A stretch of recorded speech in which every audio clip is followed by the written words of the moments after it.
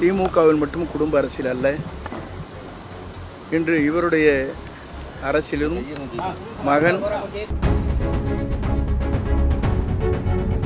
தன்னால் முடியாததை முடியும் என்று சொல்லி தன்னையும் ஏமாற்றிக் கொண்டு, என்னை பொறுத்தவரையிலும் என்றைக்குமே ஒரு புரட்சித் தலைவர் காலத்தில் இன்று வரையிலும் ஒரே நிலைப்பாட்டிலே தான் இருந்து கொண்டிருக்கிறேன். இப்போது வருகிற பிரச்சனைகள் ஒன்றின் பின் ஒன்றாக பார்க்கின்ற போது திமுகவில் மட்டும் குடும்ப அரசியல் அல்ல, இன்று இவருடைய அரசியலிலும் மகன், மைத்துனர், மாப்பிள்ளை போன்றவர் தலையீடுகள் இருக்கிறது என்பது நாடறிந்த உண்மை. ஒருவருடைய வாழ்க்கையை பொறுத்தவரையிலும் அரசியல் பொறுத்தவரையிலும் பல்வேறு கருத்துக்கள் பரிமாணம் கூட இந்த இயக்கத்திற்காக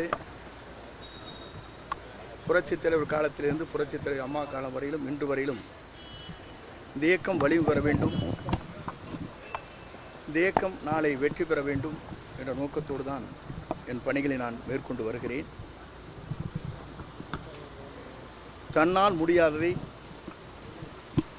முடியும் என்று சொல்லி தன்னையும் ஏமாற்றிக் கொண்டு மற்றவரையும் ஏமாற்றக்கூடாது என்பதுதான் தத்துவம்.